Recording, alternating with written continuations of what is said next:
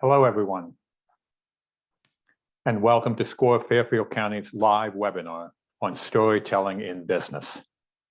I'm Peter Talion, the webinar coordinator and the business mentor here at SCORE Fairfield County, and I'll be your host. Our speaker today is Richard Kuepper. More on our speaker in just a minute. This webinar is being done in collaboration with the Monroe Chamber of Commerce and the Monroe Library. Thank you very much for your support. First, some brief information on SCORE. We have about 230 offices nationally with over 10,000 volunteers. We are part of the Small Business Administration. In Fairfield County, SCORE has about 100 volunteers with a wide range of industry, process, and subject matter expertise.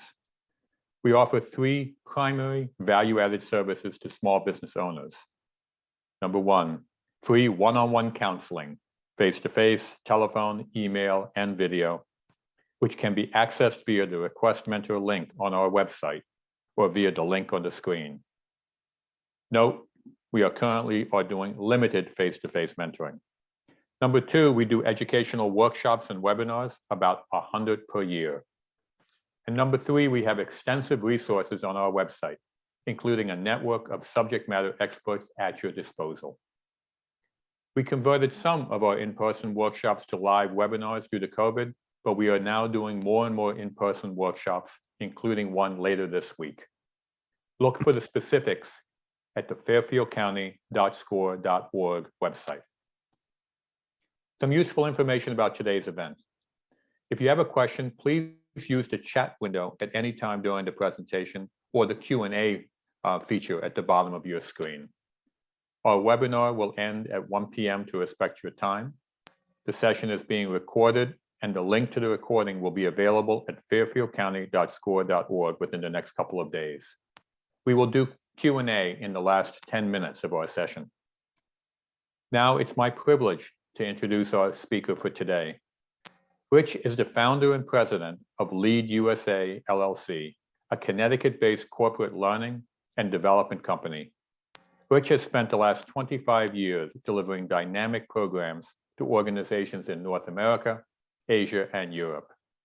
His ability to design high-impact, customized programs for organizations has him highly sought as a consultant, speaker, and coach in leadership and team development, optimal performance, growth mindset, and well-being. Some of his clients include Bigelow Tea, Gartner, Yale University, Yale New Haven Hospital, GE, and the BIC Corporation. Prior to founding Lead, Rich worked globally as a master trainer and coach for Anthony Robbins in personal learning and development forums, and has an extensive engineering and sales background for Philips and Pitney Bowes. I'm now delighted to turn it over to Rich. Rich, it's all yours. Thank you, Peter, and appreciate everyone attending today, because this is one of my favorite topics, because we're all communicating all the time, but being a good storyteller will really increase and enhance your impact of communication. Stories will help you connect with other people and also help you to be able to move people emotionally so they can have them take the necessary actions so that they can improve their own careers, their own impact on other people as well. And storytelling in business can really help advance your career. And so I will take you through kind of the fundamentals and some of the distinctions of personal storytelling versus business storytelling. And I'll also give you some resources at the end of our session that you want to go deeper on this topic. You'll have the tools and some resources available to you. We can all remember, like, maybe the story that our parents told us as we drifted off to sleep as we were children, or maybe you have favorite stories that you tell your kids, as they drift off to sleep. Story time is something that we all can relate to as young people and as parents. And maybe some of you are old enough to remember Charles Kuralt on the road.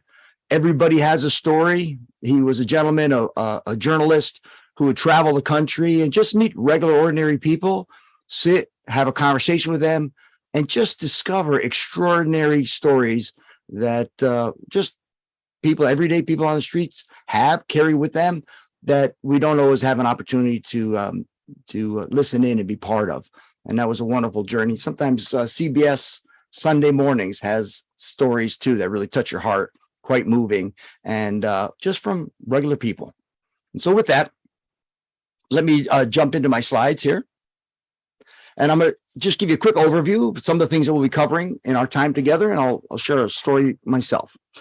So we're going to talk about the power of storytelling, the differentiators between a personal storytelling and business storytelling, as well as how best prepare based on your audience and the message that you want to deliver, kind of the structure of a story, how to make sure the elements you put the elements within a story to make sure that it has the impact that you desire, some tips that'll help you be successful, the resources as I shared with you.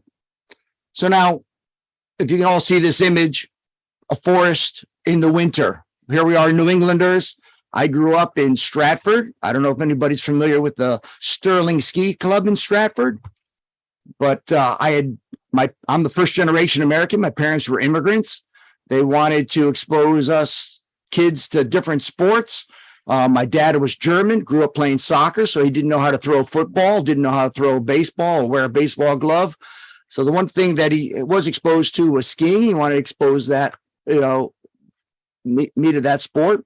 We found the Sterling Ski Club in Stratford, had a lodge up in Vermont. It was a very inexpensive way to be exposed to the sport of skiing. And that lodge happened to sit on a mountain called Sugarbush North. As a kid, I could only ski a few times a year, but as I then got a career, got some pocket money, I was able to ski quite often and got to know that mountain like the back of my hand. And I got to know some of the instructors there. And two guys, Peter and Paul. Peter was an Austrian B team downhiller. Skiing in Austria is like the number one sport. So he's like second string NFL skier, right? Unbelievably powerful. Two of my legs made up one of his. He was that strong and powerful. The other guy, Peter, also an incredible skier from Massachusetts. And on one February, I took a week's vacation, and it started snowing on a Sunday night and didn't stop until a Wednesday morning. And Wednesday morning, we woke up 3 feet of light, dry Utah quality powder. Now, I don't know if anybody here on this call is a skier or snowboarder, but if you're familiar with that light, dry powder, it's a skier, snowboarder's dream. And because so much snow fell so quickly, the access road couldn't get plowed quick enough. We had the whole mountain to ourselves. Nobody was taking lessons because they couldn't get up to the mountain. So the three of us were just skiing up and down the hill, carrying up that powder as best as we can. Now, the beautiful thing about skiing powder that deep is you never actually have contact with the earth. You're actually floating on all those little crystals in between, the air crystals that float in between those pieces of snow. And so you're actually floating, falling down the mountain, never making real contact with the earth. It's the most exhilarating experience I've ever had, like on the earth, as far as any kind of sport. I don't know, maybe riding a wave would be similar to that. So we'd skied all the mountain, all the day, having just hoot and hollering. Now, those guys were far better skiers than I was, but I was able to kind of keep up with them, right? So after they would maybe have to wait half a minute for me to catch up. And then, of course, I had no rest for me. They would take off down the hill. And on the last chair ride up, all the snow had been kind of diced up, cut up, no more fresh lines of powder. We get up to the top of Sugarbush North, and Peter turns to Paul and says, "Well, it's time to ski the woods." And I'm like, "Woods? I know every trail on this mountain. There's no trail called woods." Paul turns to me and says, "Rich, he means the woods. We're going to go ski the woods." And I'm thinking to myself, they spent all this time cutting these trees down and making a nice clear path for me. Why would we go into the woods? But that is where the snow is yet untouched. So not only is the 3 feet of snow that fell, but the other 2 or 3 feet that fell earlier in the season is just laying in there. Now, back in those days, if the ski patrollers caught you skiing in the trees, they would cut off your lift pass. You're done for the day. So it was a little bit risky. And plus, this was pre-helmets and things like that. So obviously trees were obstacles, right? There was a guy in our ski club named Bob who, on the way back to the lodge, because we had a slope slide lodge there in the club, hit a tree, broke his back, and was luckily didn't sever his spinal column, but was in a cast from his neck to his knees back in those days for like 4 to 6 months, I think it was. And so I was deathly afraid of going into the trees, but I'm not going to chicken out in front of my friends. We get to the top of a trail. It is still there. Hand to God, the name of the trail is called Exterminator. And off to the left, you can cut in along this ridge line. Peter pushes into the deep snow, and he's plowing ahead, plowing ahead. The sun is setting behind the ridge. The temperature is dropping. It's getting more shadows are getting longer. And we're going deeper and deeper and deeper. And it's getting steeper and steeper and deeper into the woods we go. I can't go backwards. I'm really kind of getting nervous now. And finally, we get to a point where Peter goes, well, this looks good. And he jumps down and starts skiing through the trees.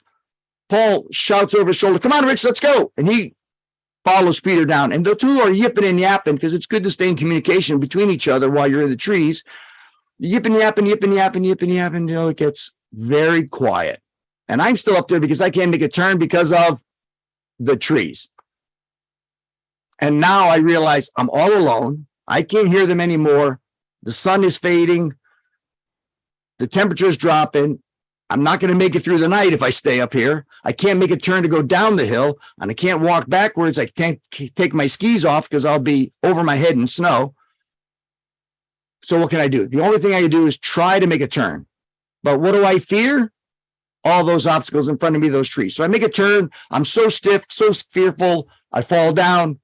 I try to plant my pole, but the snow is bottomless. I struggle to stand up again.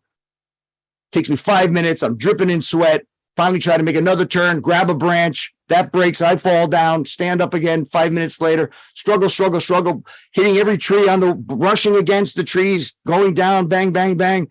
Finally, I pop out at the bottom of the trail where it's groomed. I can now ski, and the lift is closed. The mountain is dark. I can see the glow of the happy hour, bar down below. I know they're in there having some après-ski. I ski down, and I am furious because it was quite dangerous for them to leave me behind. I walk up to the stairs of the bar. I forgot to mention, on the way down, my pole goes between two saplings. I snap the aluminum in between these two poles, so I just have the handle on the aluminum in one hand, which made navigating and skiing even that much harder. I walk into the bar, and I'm storming. I'm looking around. I know they're in there having a beer somewhere. In the back of the bar, there are those two guys halfway through a pitcher of beer. And I'm walking through the bar. And you ever notice when you walk into a place, some people will notice you, but sometimes their eyes linger a little bit longer than they should. I kind of got that sense, but I was so focused on seeing my friends. I walk up to the table, go, dropping some vulgarities. I go, how could you have left me up there? And they both looked at me and burst out laughing, which only infuriated me more. And Peter goes, well, Rich, look at yourself. I hadn't noticed in that time because I'd been in a panic to get down and out of the woods. But brushing up against every tree in the woods, I had literally looked like a plucked chicken. All the stuffing in my down jacket was sticking out. I had moss and pine needles on my wool cap, and I still had that piece of aluminum in the handle in my right palm. And yeah, I did look ridiculous, but I was furious. And Peter turns to me then and says, Rich, when you're in the trees, you must look at the space between the trees, not the trees.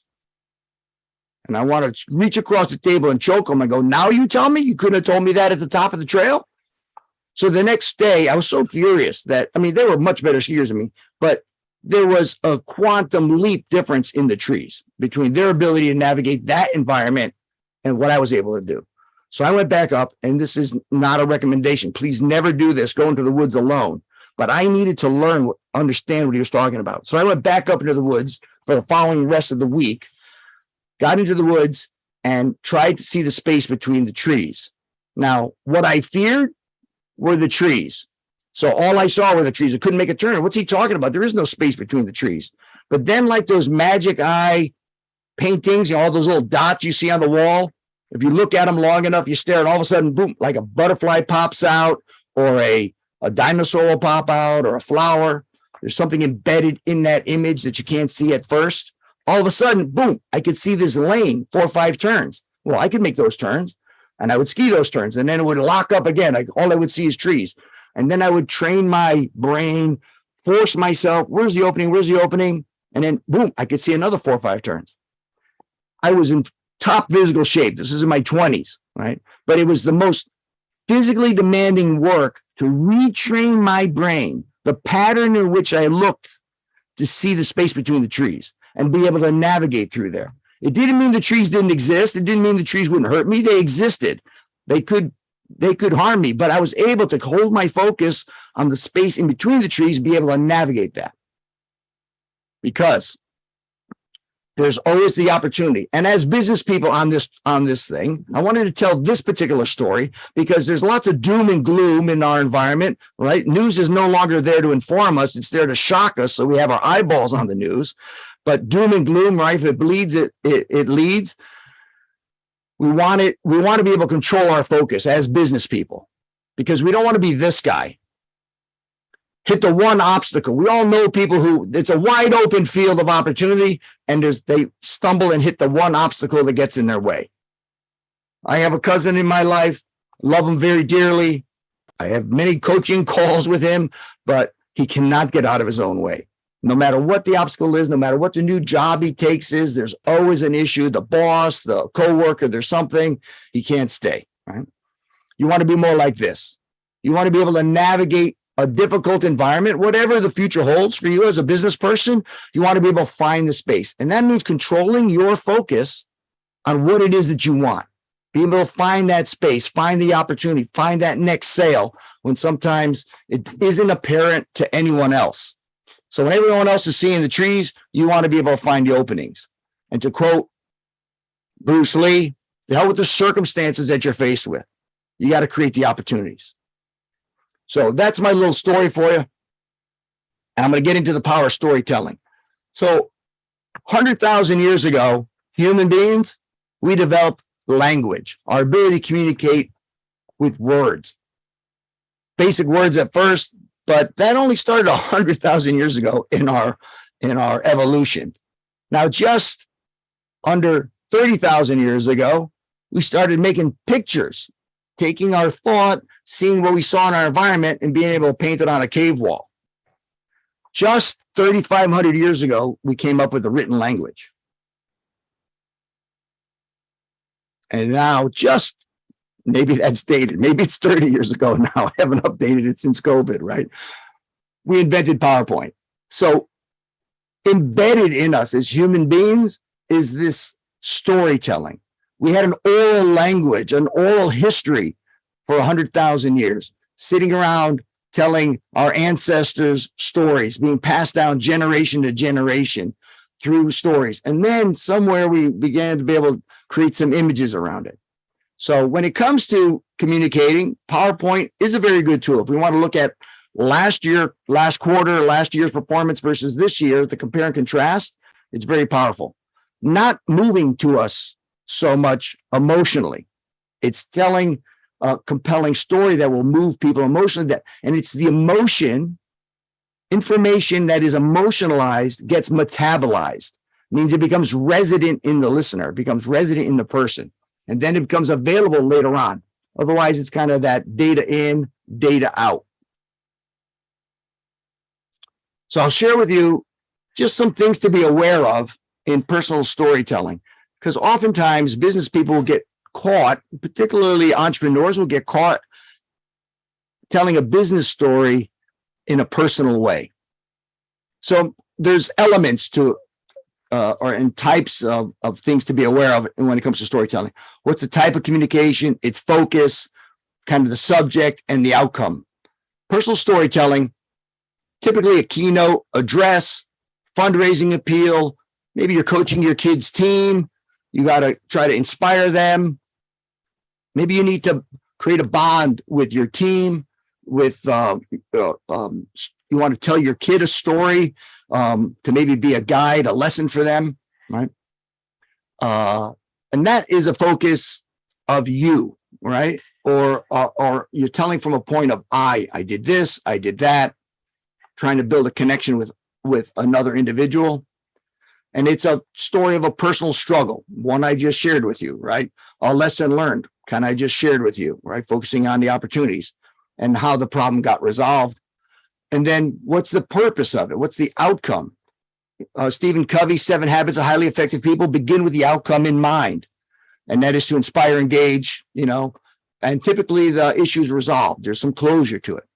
Now, in business storytelling, typically it's a sales presentation. You're giving data, some findings, some research, that market data, marketing a message, the reviews, emails, individual or team acknowledgments. You want to acknowledge members of your team. And here's the thing. When you're talking in a business context, you want to make sure that your audience, knowing that your audience, you say us, we, or if you want to call out and acknowledge a specific person, you name that person. You don't want to get crossed here. Some leaders, obviously, to get to a point of leadership, maybe take some ego, but you want to make sure when you're communicating, you're not communicating from a point of ego, that you're including, we did this as a team. We moved the marker from last quarter to this quarter because of the team effort, because of what we did. Also, so the subject is typically giving a status update. What's the current issue that you guys are struggling with? There's a business problem or a challenge that you need to address, or you need to acknowledge a win. Oftentimes we will bring up issues, but we won't take the time to communicate or tell a story of a great customer success, a great individual contributor who really kind of went above and beyond to contribute to the team. So we want to make sure that we take the time to acknowledge those wins. And also here, what's the outcome? You're going to provide information to your organization. You want to make sure it's crystal clear as well. You want to get engagement from them. You want to get their feedback. You want to draw them out to get information. Maybe just generate a dialogue between the team members. You set it up with a story, and then they can build upon that. Provide the update, acknowledge, say it's some kind of call to action. You tell the story to then, what are we going to do now based on this, right? This customer experience, this business, this maybe a manufacturing issue that didn't go well. How are we going to address it? You tell the story of it, how it slid off the rails, and then what's the team going to do to address this so we never experience this failure or this issue again. And oftentimes it's resolved, but oftentimes it may not be resolved. There could be something still lingering out there that the team needs to get engaged in, and maybe the resolution will be 6 months, a year down the road, right? You're planning a move of the headquarters or some big project like that, or you want to gain X amount of market share. So those are some of the things to be aware of. Now, how are you going to prepare for it? What are some of the elements that go into making sure you're ready? And so know your audience. If it's your child or your 100-person organization or your 10,000-person organization that you're addressing in a general session, what are their needs? What are their concerns? Right? We just went through a period of complete disruption and uncertainty. What's the right course of action through COVID? Do we come into the office? Don't we come into the office? What am I going to do with my kids? Can they go back to school? Can they not go back to school? How am I going to manage my work and my kids? All of that. These are all kinds of needs that'll show up for a business person. We want to make sure that we know what they are before we begin to craft our message, so we can craft it intentionally, right?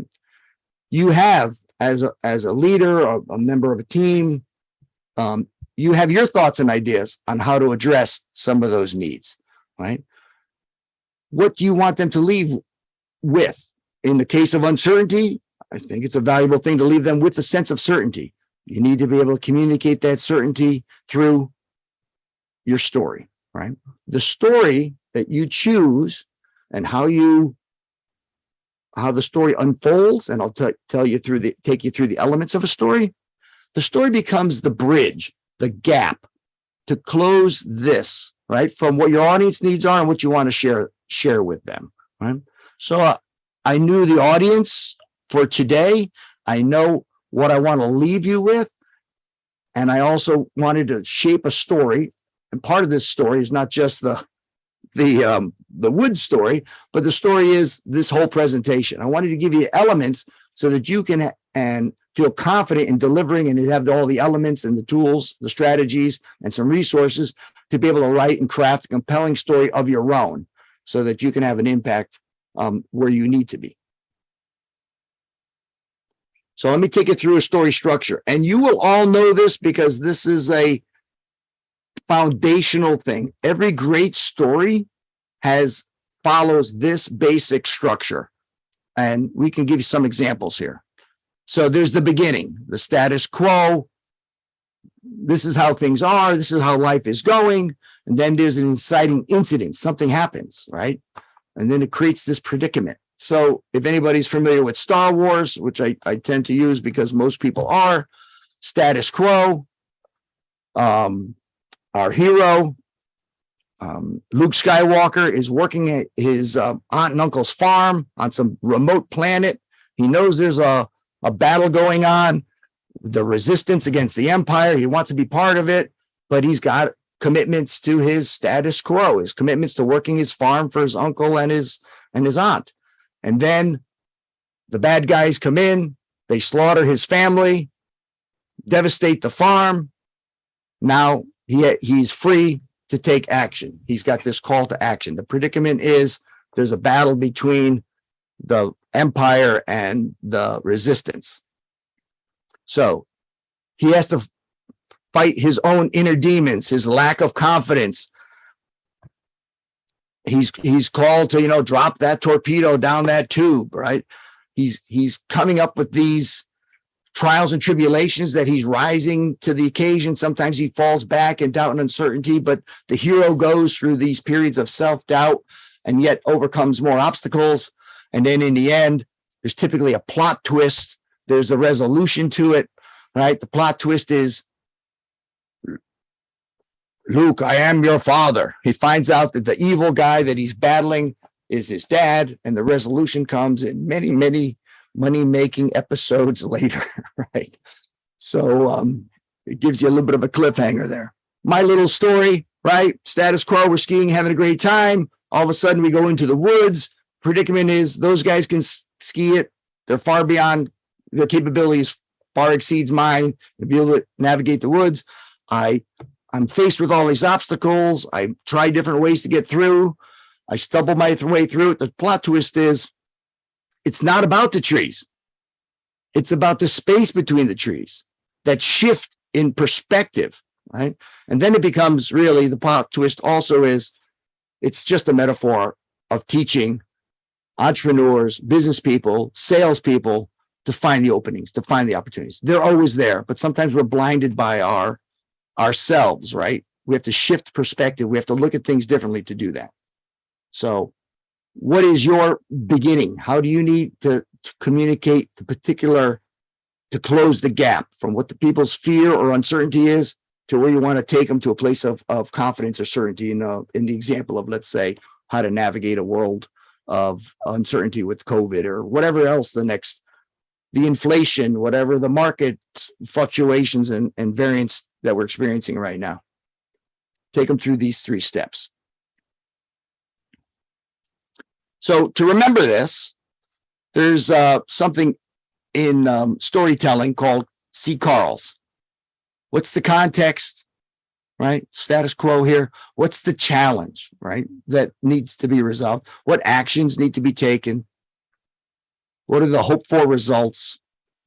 And then what are the lessons that you can extract, right? This is in a business context, it's really important that you share that lesson or let that lesson be revealed so you can take that team to another level of performance and or suggest actions that they could take to improve that performance. So here's some tips. Know why it matters to your audience.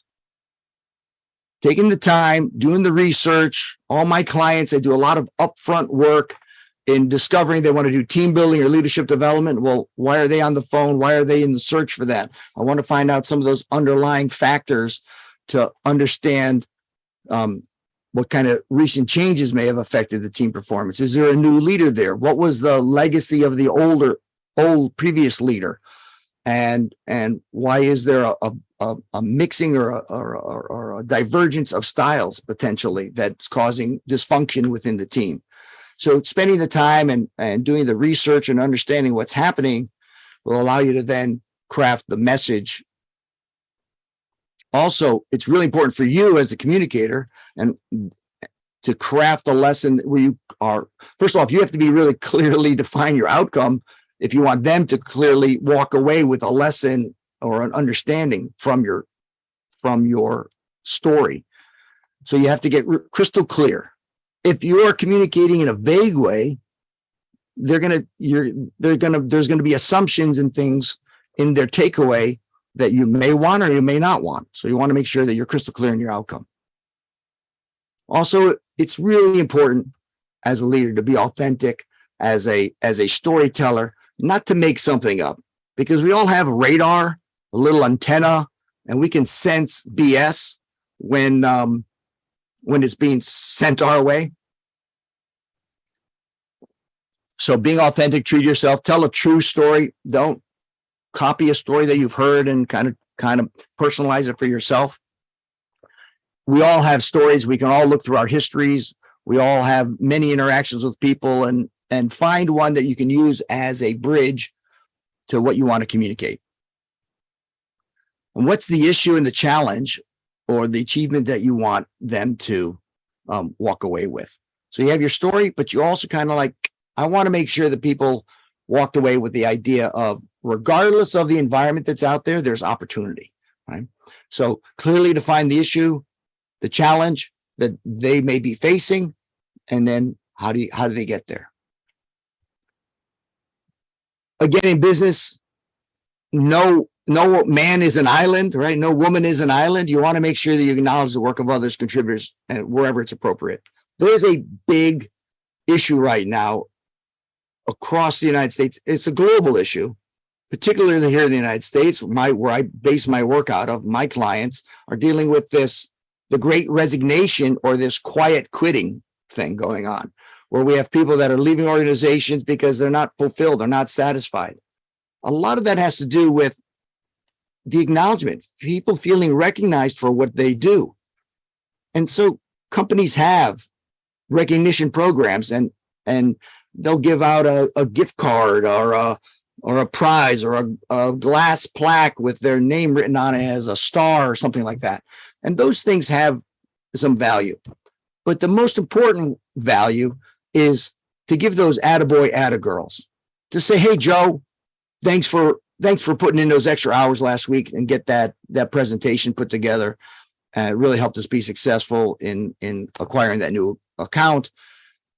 Hey, Sally, thank you for taking the extra attention to detail to make sure that project was clearly scoped out and we have the requirements we need to be successful, right? Those acknowledgments to others will go so much further than sometimes that gift card to Starbucks. Also, really important do a lot of research and science based in neuroscience, right? What makes people do what they do? My whole focus is actually behavioral change. How do we change behavior of leaders and teams?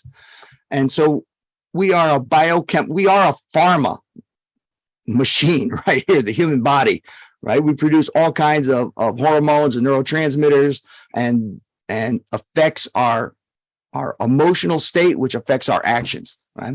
So using brain chemistry, suspense, right, triggers dopamine, right? Why this is so important? That's why sometimes when you're speaking, you build in a pause, because all of a sudden Like, what happened to it? Did I lose his mic? Did he fall asleep? But all of a sudden people's attention go, what's going on? You sometimes before you speak, you build in a pause. All of a sudden people's attention are there. It triggers this dopamine response. Also, if you throw in some humor, has to be appropriate. Not everyone can use humor carefully. If you're in doubt, go without. But humor fires off endorphins that bonds people, right? As well as if you make it personal, it's also oxytocin, right? Is a bonding thing. So if you could take that story and make it personal, so people and authentic, make it relatable, then people feel connected. And so I put this in here, this whole brain chemistry thing, is because let me ask you a question. Why do people go on roller coaster rides? Is it because it's always going up, up, up, up, up? Or it's always falling down, down, down, down, down? Or because it's always twisting around and twisting around? It's the variety that makes it exciting to be part of that thing. If, maybe when you're 4, you get on the train ride that goes around in a circle, and that's thrilling if you're 4, or it's thrilling because you're with your 4-year-old. But typically that'll get boring really quick.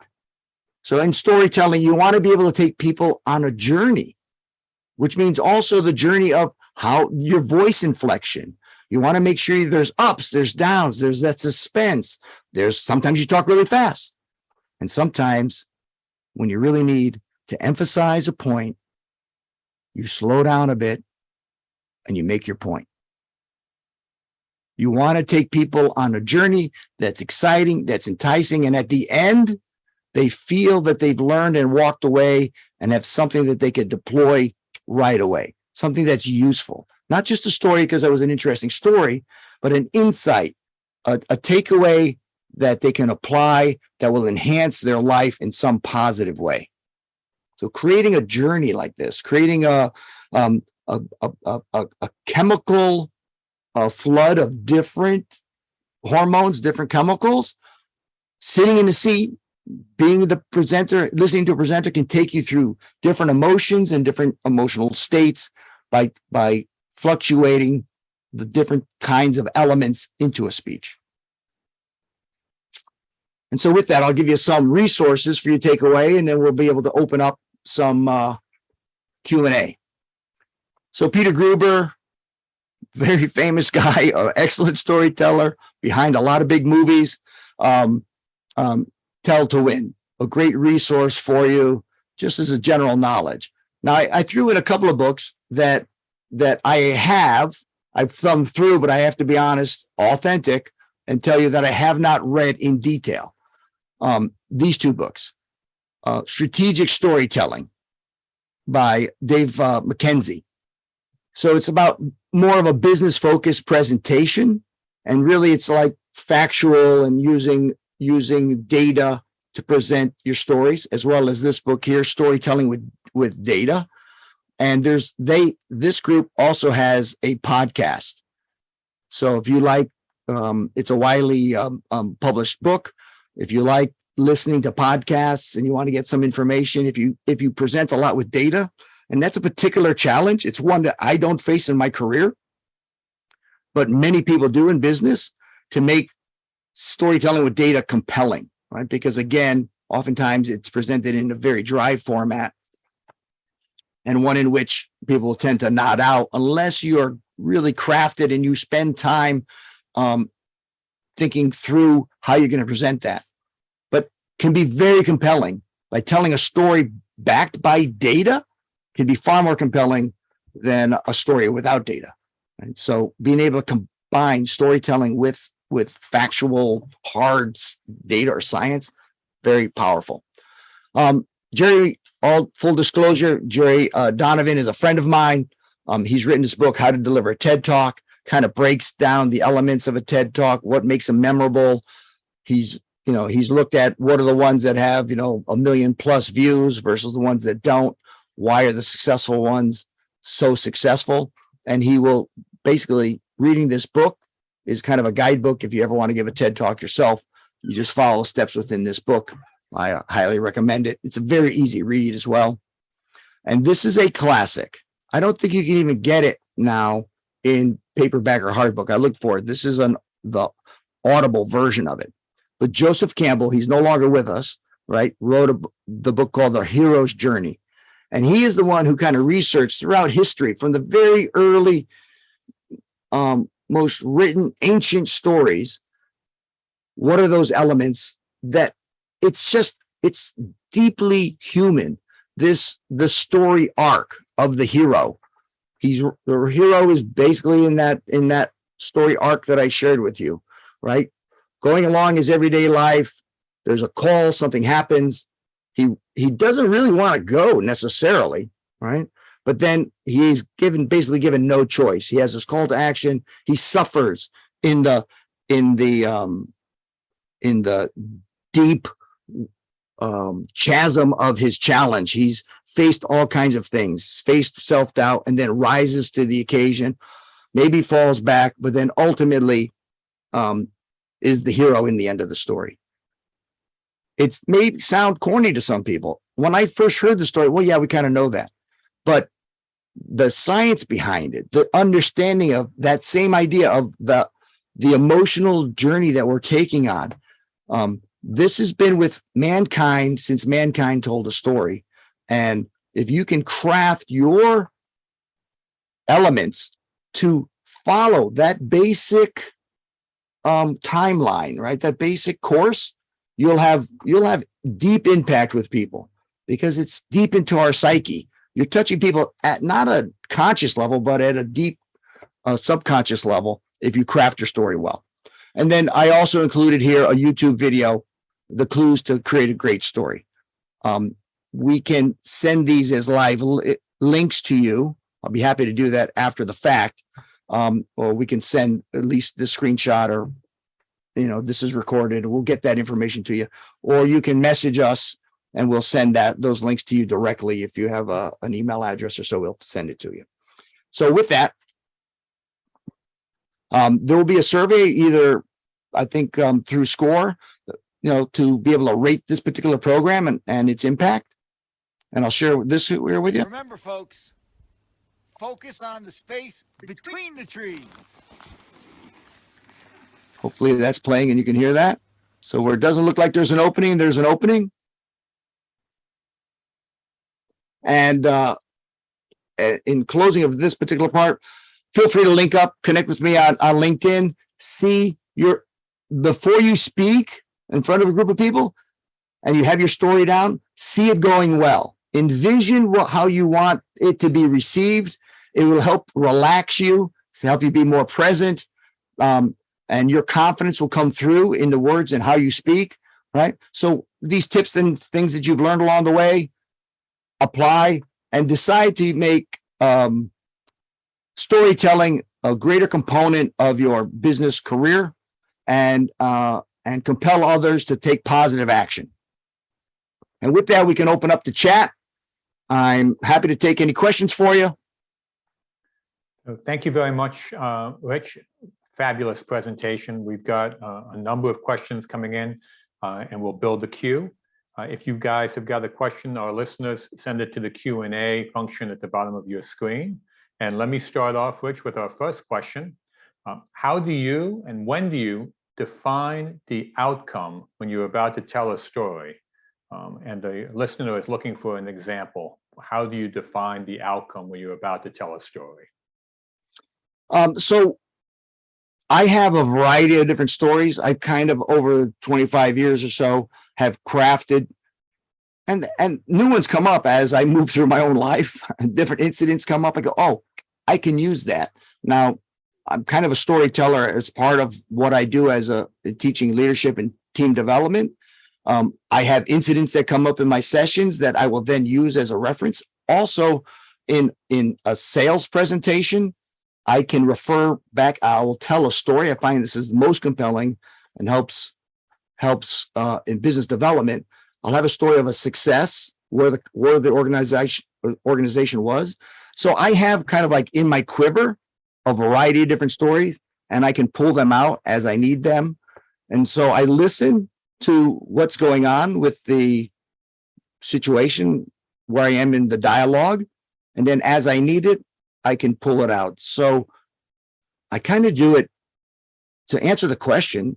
I kind of do it spur of the moment when I need it.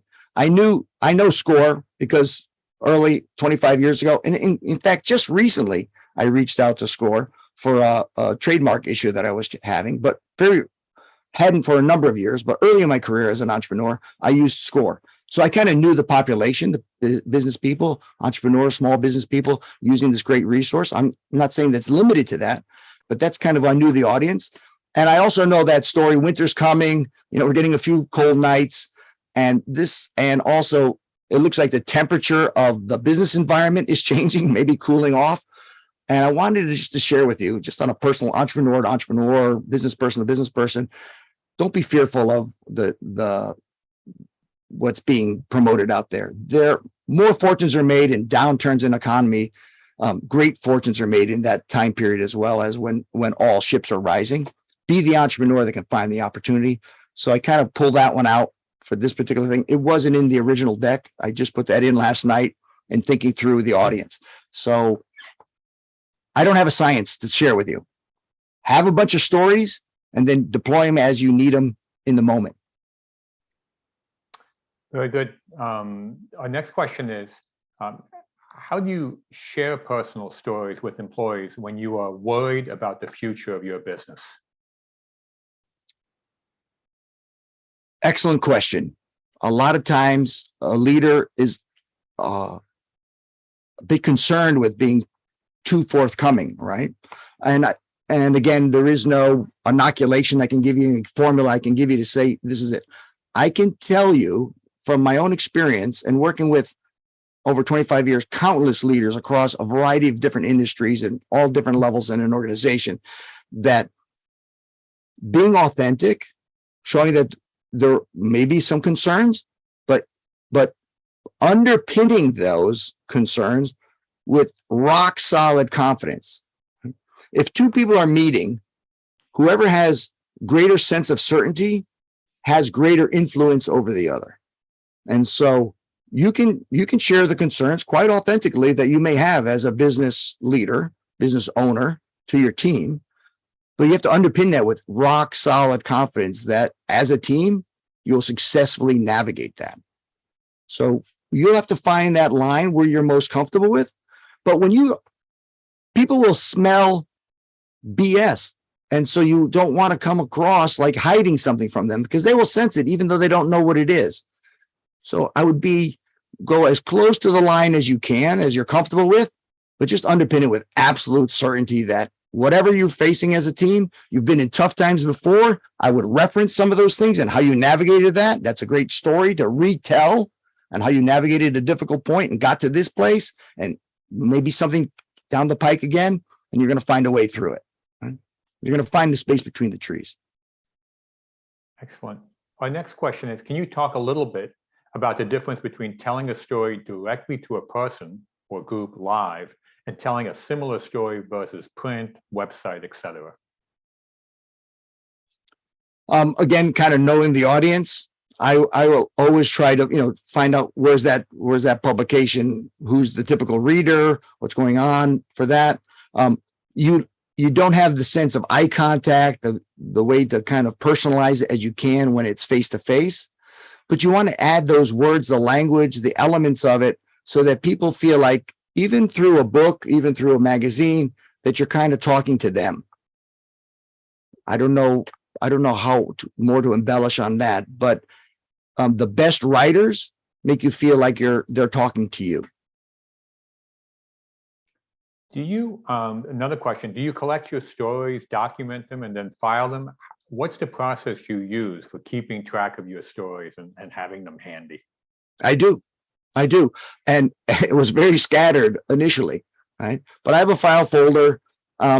Sometimes it's handwritten notes. I've now, with technology, are able to, instead of rewriting those or typing those, I scan those and I have a folder and I can go back. Because, man, after 25 years, after 61 years of living, you have a lot of stories, right?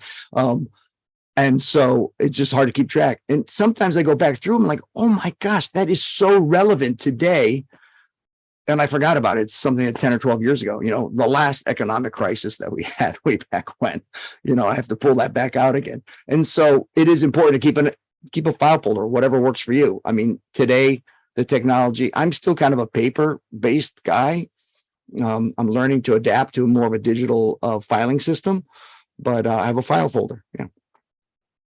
Okay. Now, the other side of storytelling, what are the cues that your story is not working?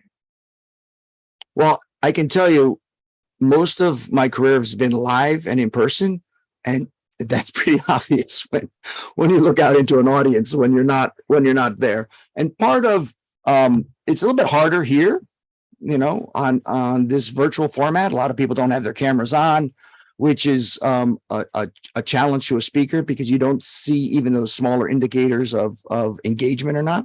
But in front of a group of people, early on, it was very, very disturbing to me as a speaker. It would knock me off my game when I would see people with their arms crossed, or in those days that people weren't necessarily on their phones, but they were talking amongst themselves.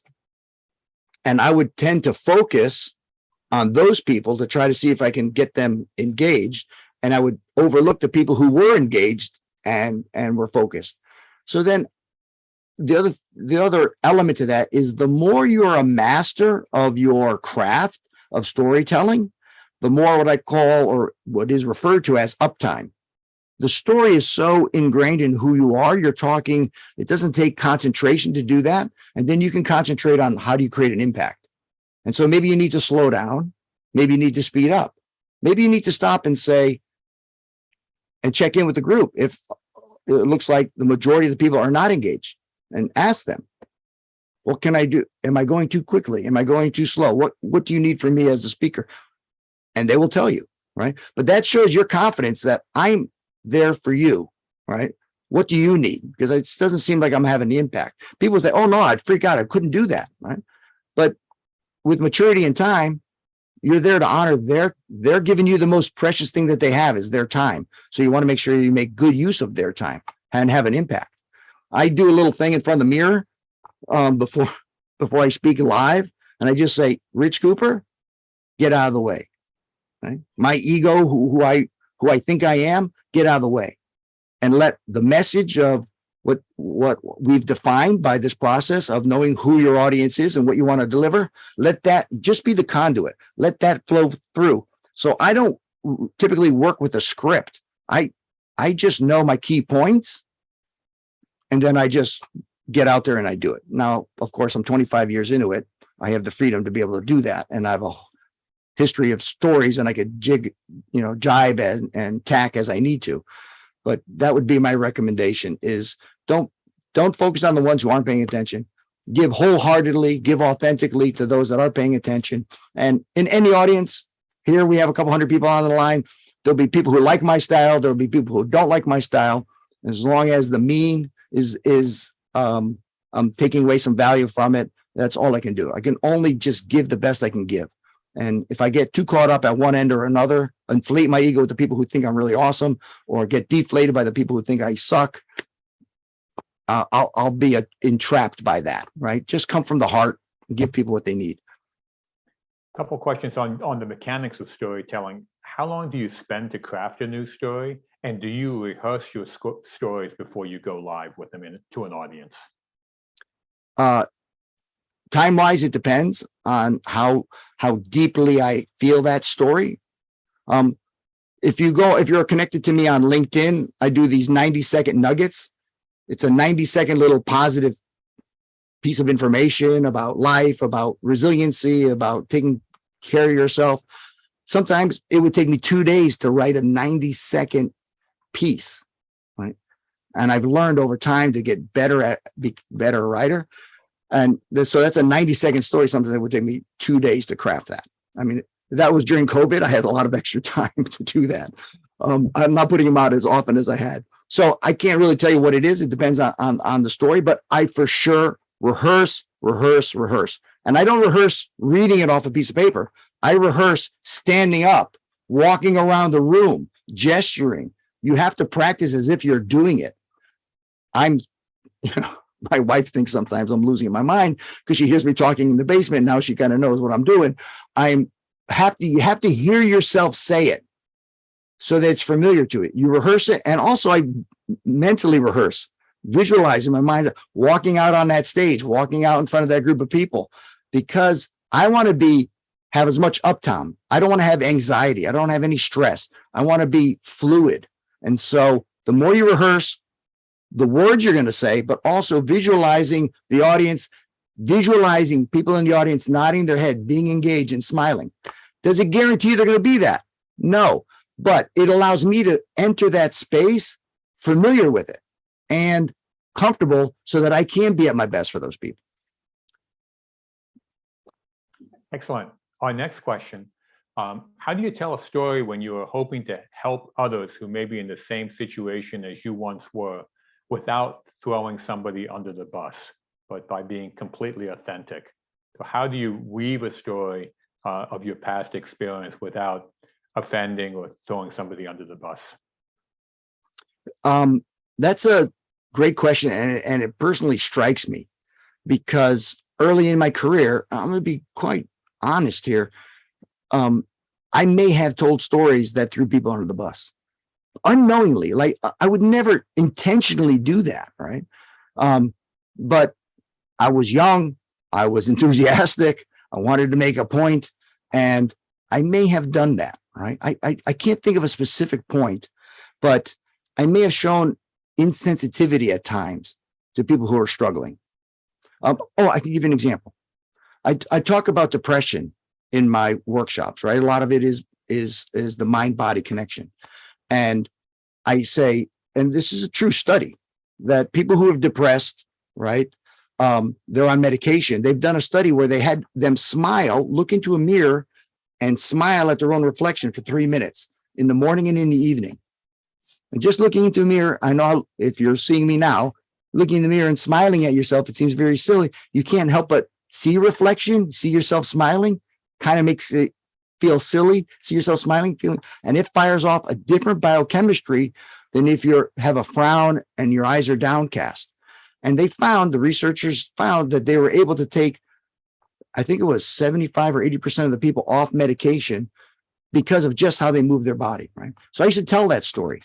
And then people, I got feedback saying I was ridiculing or making light of people who had depression, severe depression. My father suffered from severe depression. So I have a family member, right? He's long passed now, but we lived it as a family. So I would never want to make light of that. But in telling that story in the way that I did, offended some people who had themselves the issue or someone that they loved had the issue.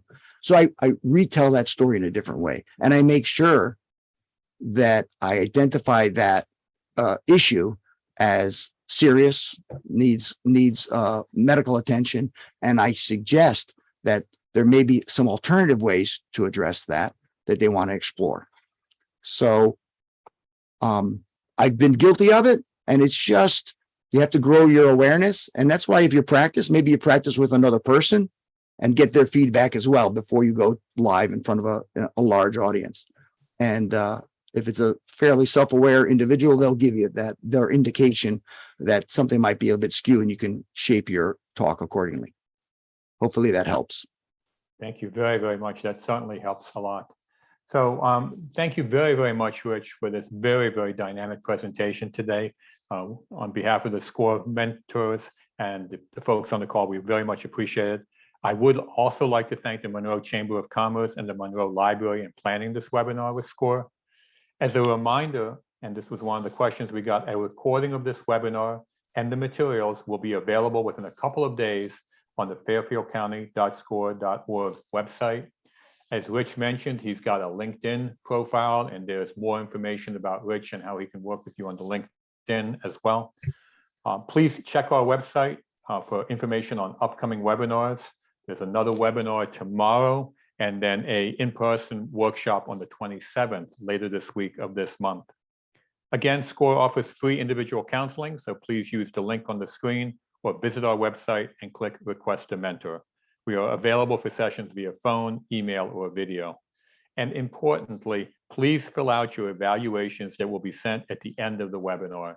These evaluations are looked at, and we do change our webinars and customize them based on your feedback. And Rich specifically has asked for your feedback and evaluation on those evaluations that will come out to you shortly.